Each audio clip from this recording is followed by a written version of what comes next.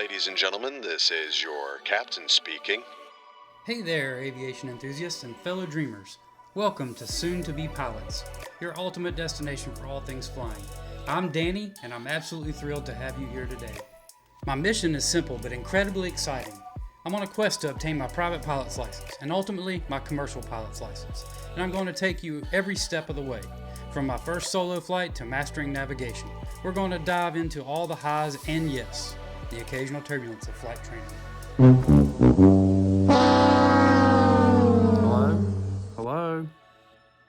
Hello?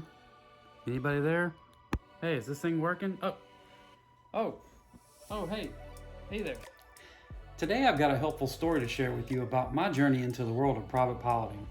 But before we dive in, don't forget to hit that subscribe button and the notification bell so you won't miss any of my aviation adventures. My 17-year-old son Logan has already been through the process of getting his private pilot's license, so I felt like I was pretty familiar with what the process actually entailed. But I quickly realized that in the beginning, getting advice from a flight school professional is an absolute must.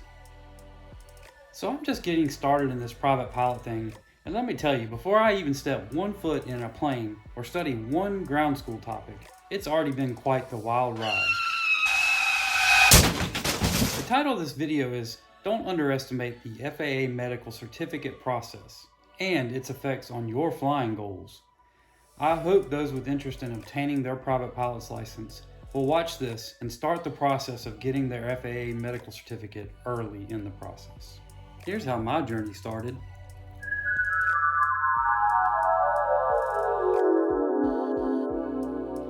One day I was at Rise Aero, the local FBO at the airport in Hartsville, South Carolina, waiting for the weather to cooperate so my son could complete his first solo.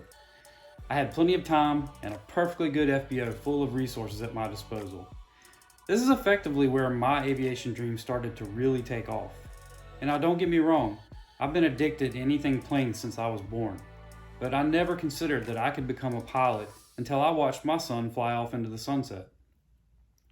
Again, I was in the FBO's facility, a very nice one at that, and I was chatting with the manager of the FBO, asking him about prices, schedules, and he dropped a piece of wisdom that I want to share with all of you.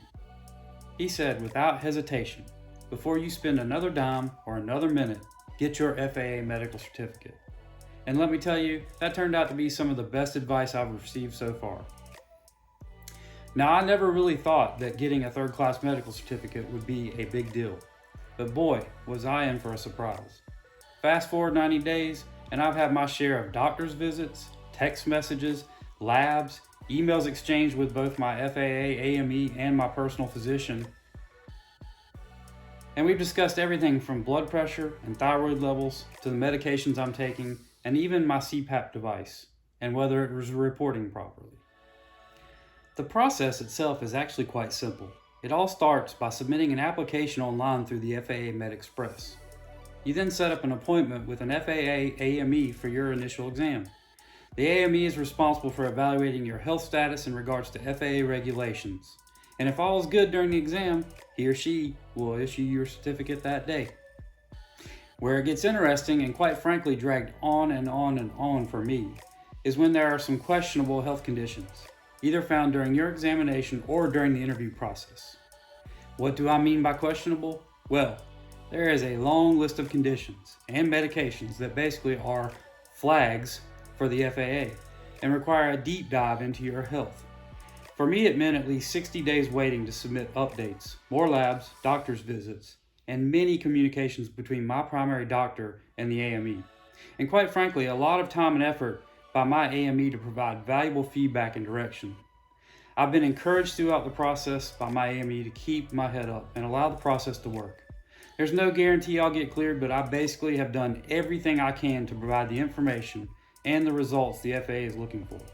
As of now, I'm still waiting for my final answer, but my doctor is confident that we've provided all the information the FAA needs to clear me and issue my third-class certificate. I've heard the nightmare scenarios where their process repeats itself over 6 to 12 months though, so I'm keeping my fingers crossed and hoping for some good news to come my way very soon. Here's my disclaimer. I'm not a medical professional, nor do I represent the FAA. I'm just a regular guy trying to get my medical clearance, and I wanted to share my experience with you. By all means, do yourself a favor and do your research if you have any questions. Here are some key takeaways that I hope will help you on your journey. First, do start the medical clearance process before you do anything else. It won't hurt to get the process started before you even start your ground school, and it could likely help you ensure that you are ready to start flying once you pass the ground test.